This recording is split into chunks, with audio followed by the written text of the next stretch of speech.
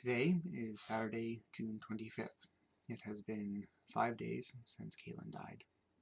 I have decided to stop counting the hours because I believe that words have power, and that in some sense, not a metaphysical sense, but kind of an internal psychology sense, we do create our own realities.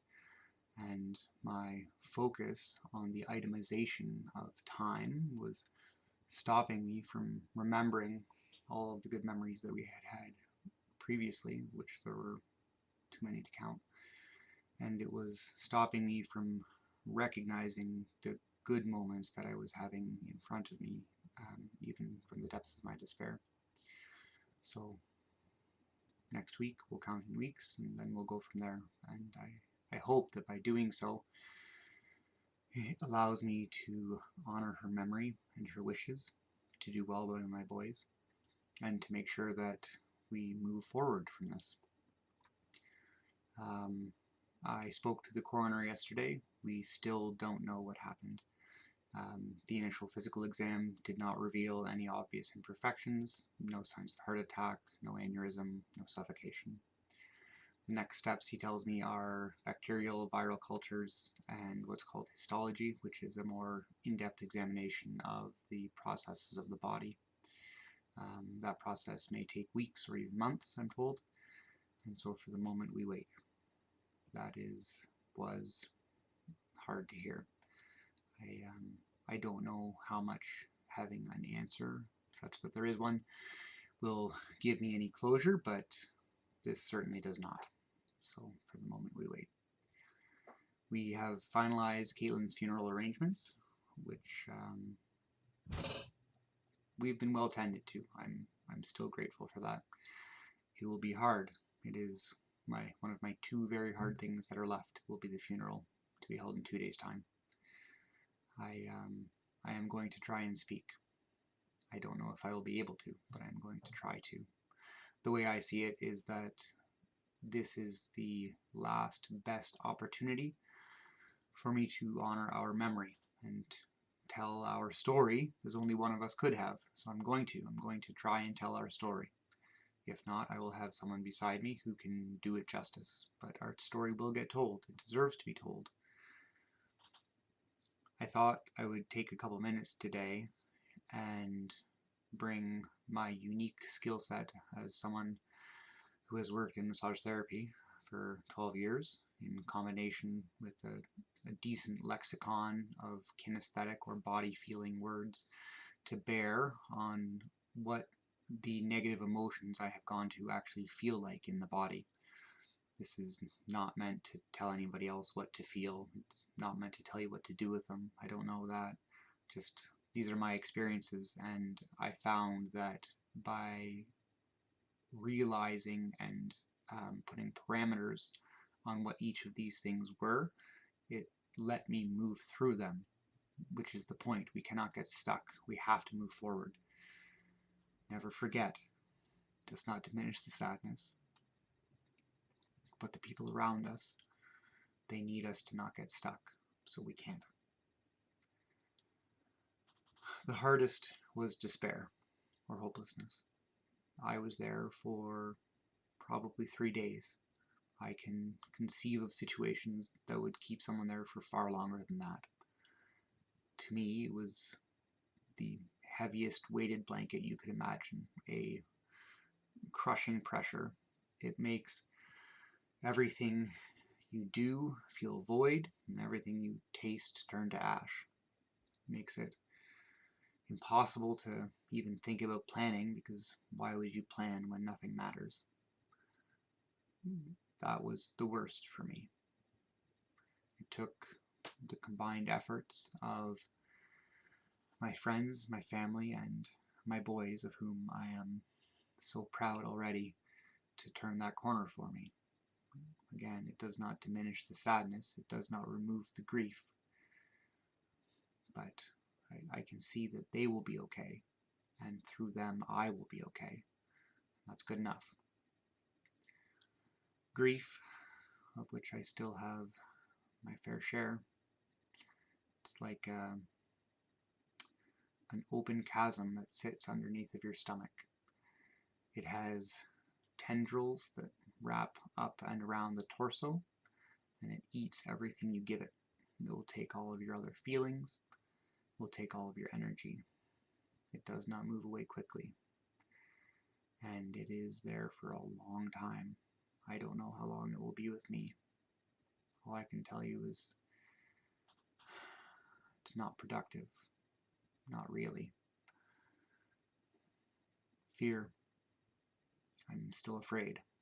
A lot. Every parent will have had a moment when their newborn comes home with them where you just watch them breathe. Almost like you're willing them to keep breathing. Just breathe, breathe. And they do. But I am back there again. The coroner estimated that Caitlin's time of death was 4 in the morning.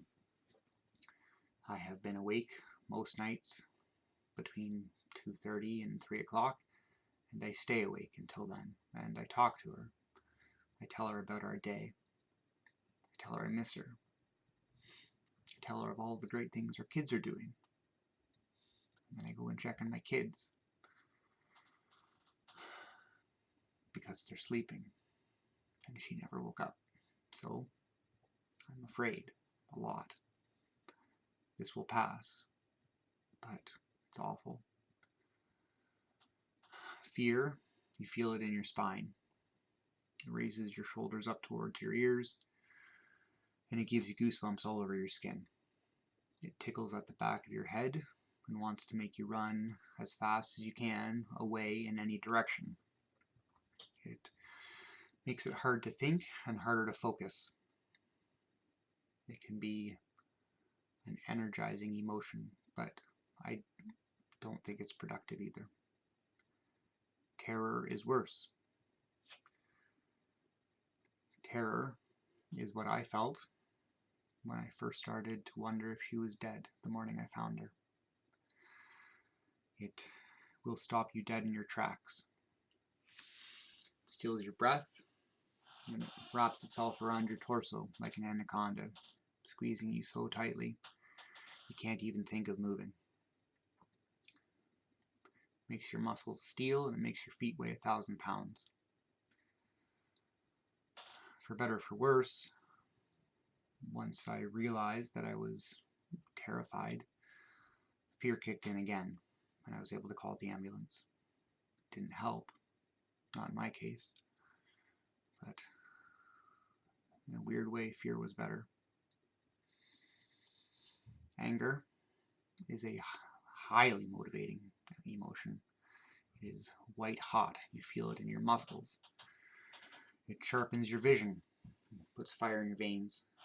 It will tell you to do something right now. Anything right now. But it does not think clearly. It's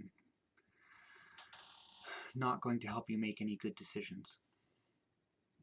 But if you can put parameters on it, if you can channel the energy that it provides and do away with the harmful aspects of it, I do believe that anger could be turned into a very powerful force for whatever it is that you need to have happen. For me, I was angry only briefly that this had happened. I had to realize that this is nobody's fault. There is nothing that could have been done. But I have kept a small piece of that anger with me in order to help me tackle the mountain of tasks that are present when preparing for someone's end of life. I'm not angry at anybody. I just keep it in a little capsule in my back pocket, and it helps me get things done. Once we're through all this, I will let go of it, because nobody deserves to have me angry. Rage is different. I'm happy to say that I have not been rageful in this past week. It's something I've experienced in the past, and I don't particularly like it. It's cold. It sits like a lump in the bottom of your stomach. It doesn't move. It just chills everything you do. It is patient, and it is contemplative, and it is dangerous.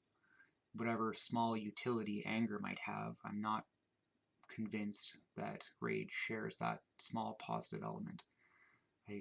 I deeply believe that it's unhealthy, and if anybody is going through that, I would encourage them to try and cycle through that emotion as fast as possible. It will not do you any favors. And then we have sadness. Sadness is pulled from you. It's a pressure behind the eyes and in the upper chest. It will make you shaky. It makes your hands hard to have coordination, and it makes you weak in the knees. And today, I believe that sadness is a gift. It is a reminder of what was lost and of the things I am most afraid of going forward. Forgetting is one of them. I know I will. I can't remember every moment of our last 17 years together. There's not a chance.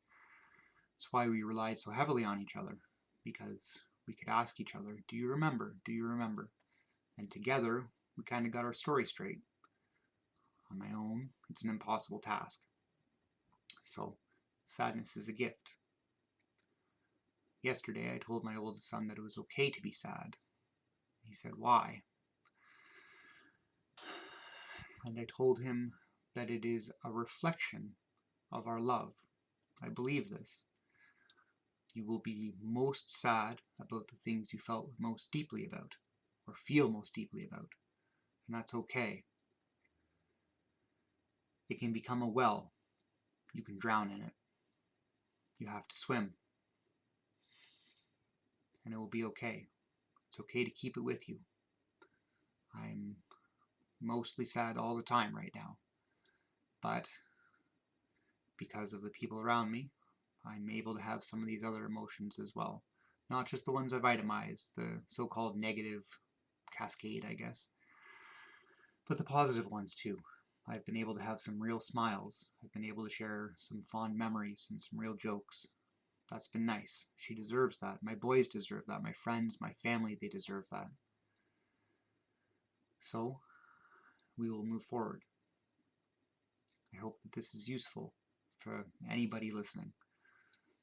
For me, I had to realize what it was I was feeling in order to discern what it was that I wanted to feel, what it was that I needed to feel, what it was I hope to feel next.